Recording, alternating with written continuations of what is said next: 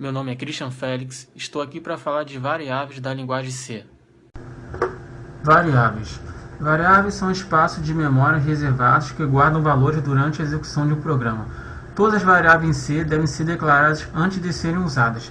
Uma declaração de variável em C consiste no nome de um tipo seguido do nome da variável, seguido de ponto e vírgula. Eis o exemplo, no qual o int significa o tipo de variável e o num o nome da variável.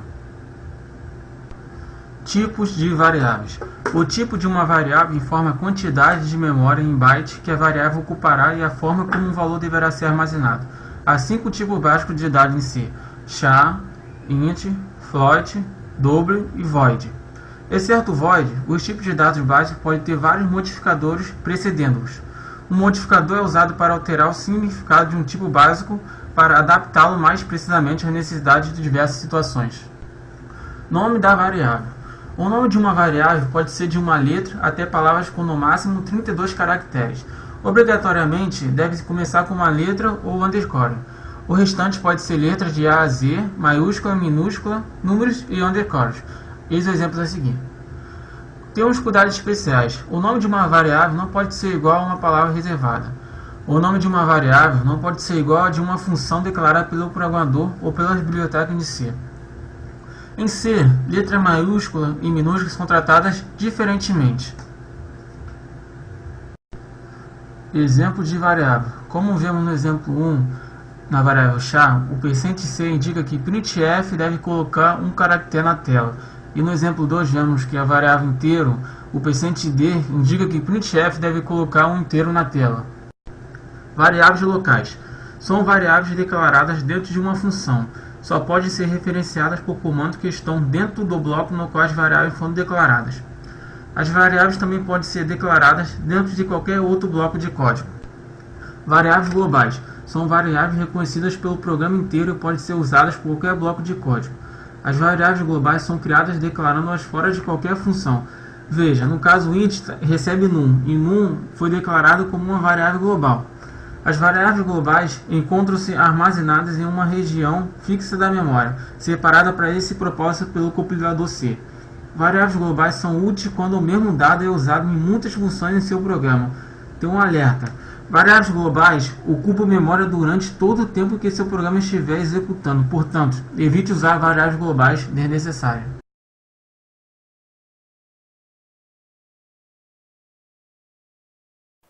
Olá, meu nome é Rafael e eu vou estar falando hoje sobre estrutura sequencial. Então vamos começar a nossa aula. O que seria a definição de uma estrutura sequencial? Estrutura sequencial é aquela na qual uma ação ou instrução segue a outra em sequência. Então vamos fazer um exercício para mostrar como funciona essa sequência. Então a tarefa que a gente vai fazer é: crie um programa que receba 3 notas e calcule a média e imprima. Então vamos lá, vou inserir a primeira nota, 7. Após isso vamos inserir a segunda, 8. E a terceira nota, vamos botar um 10. Então ele calculou aqui a média, 8.3, então o programa está funcionando. Eu vou explicar como funciona o programa. Primeiro tem a nossa biblioteca, include stdio. Depois vem o main, que é o nosso programa principal. Aqui ficam as variáveis, todas elas do tipo float, porque a gente não sabe se a nota vai vir inteira ou fracionada. Então a gente tem a nota 1, a nota 2 e a nota 3. E aqui a nossa variável média. Então a gente vai fazer um printf para deixar a mensagem para o usuário digitar a primeira nota. E vai fazer um scanf para poder ele receber esse valor. Depois a gente vai fazer isso com a segunda nota. Vai fazer um scanf também. A mesma coisa com a terceira nota. Vamos pedir para o usuário digitar. Na variável média ela vai receber os 3 valores. Vai dividir por 3 para fazer o cálculo dessa média. Por último, ela vai mostrar o resultado. Então assim funciona esse programa.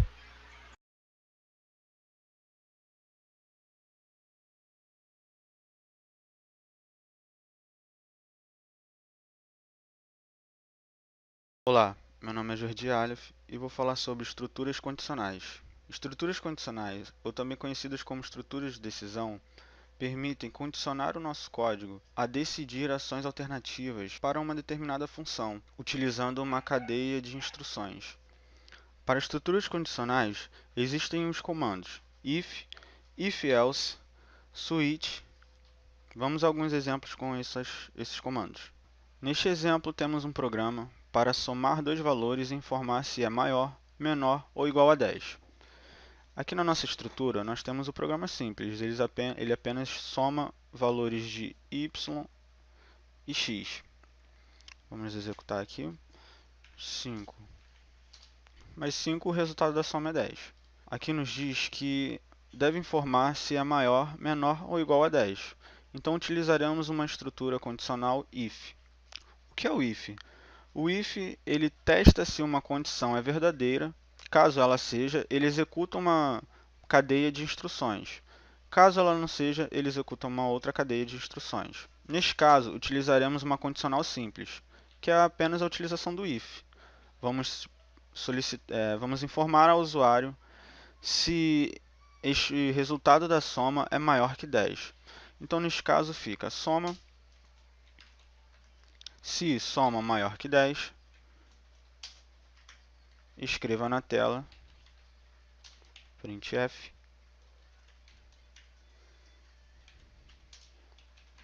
resultado maior que 10. Vamos executar. 5 mais 2, ele apenas me exibe o resultado da soma. Ele não entra na condição, porque a condição não é verdadeira.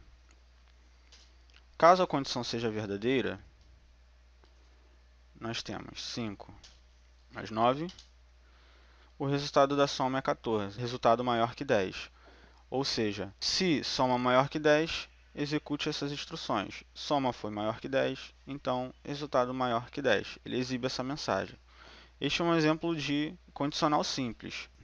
Agora nós temos que informar se o resultado da soma dos valores digitados pelo usuário é maior ou menor que 10.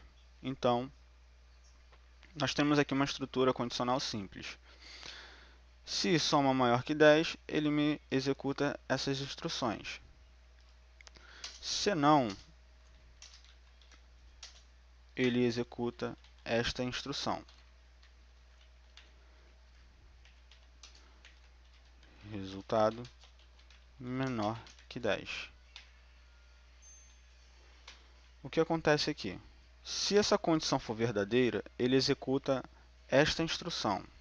Se ela não for verdadeira, ele executa esta instrução. No caso aqui fica o resultado menor ou igual a 10. A 10. Executar. 5 mais 5. O resultado da soma é 10. Resultado menor ou igual a 10. Também nessa condicional, podemos encadear ifs. Por exemplo, eu tenho uma outra forma de perguntar se esse resultado da soma é maior, menor ou igual a 10. Se soma maior ou igual a 10, se soma maior que 10, ele me executa esse resultado, essas instruções. Se não, se soma menor que 10, o resultado é menor que 10. Se não, o resultado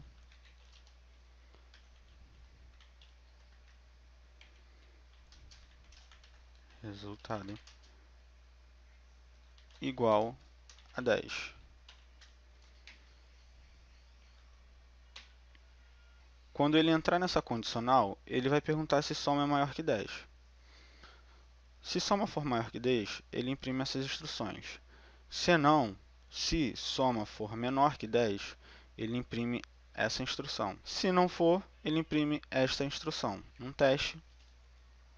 Vamos primeiro testar a primeira condição. 5 mais 9, o resultado da soma é 14. Resultado maior que 10. Correto?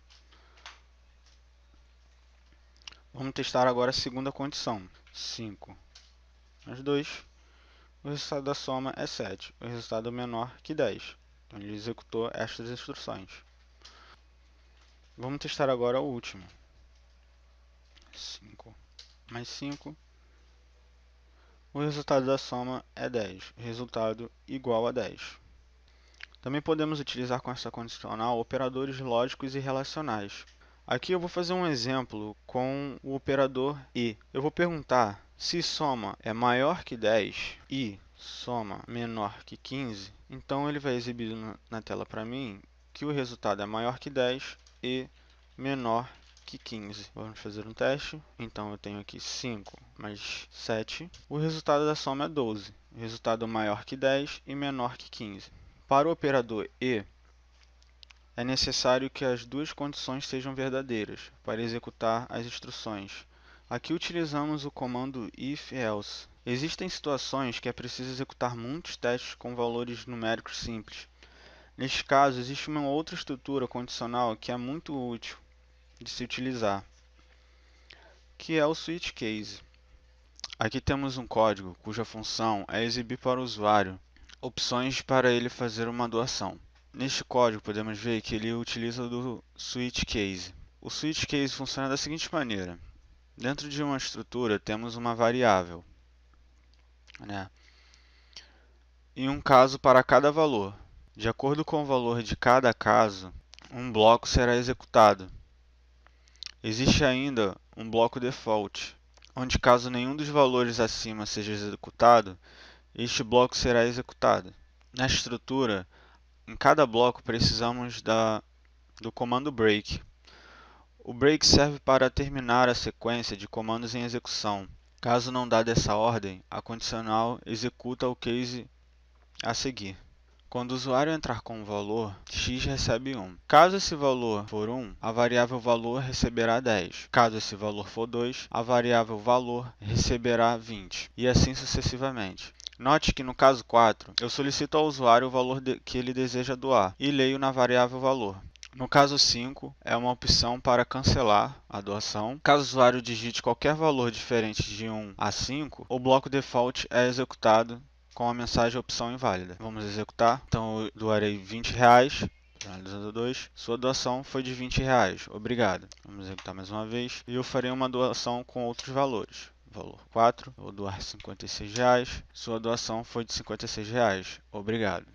E agora eu vou apertar uma opção inválida, que é o número 6. E ele aparece para mim, opção inválida.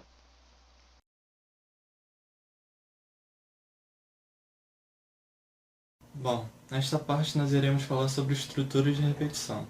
Estrutura de repetição, como o próprio nome já diz, é uma repetição de um conjunto de instruções enquanto uma determinada condição for verdadeira.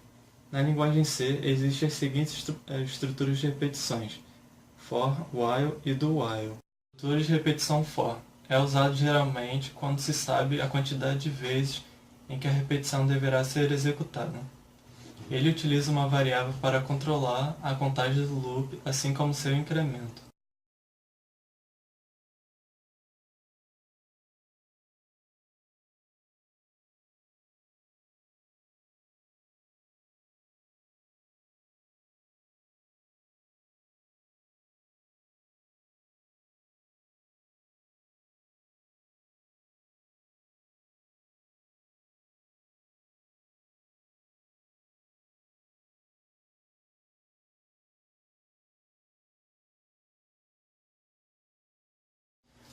A estrutura de repetição while é usada quando não se sabe quantas vezes irá repetir o processo. O teste de condição ocorre no início do laço. Enquanto a condição permanecer verdadeira, serão executadas as instruções, ou seja, na primeira vez que a condição for falsa, ela abandona a estrutura.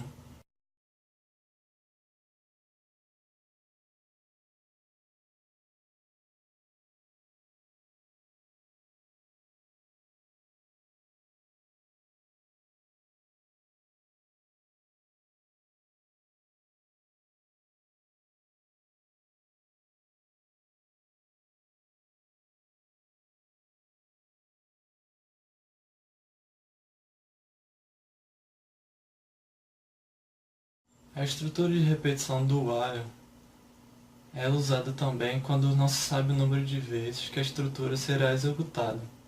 Porém, ela garante que o bloco de instruções seja executado no mínimo uma vez, já que a condição que controla o laço é testada apenas no final do comando. A diferença entre o comando while e o do while é justamente o local onde a condição do laço é testada.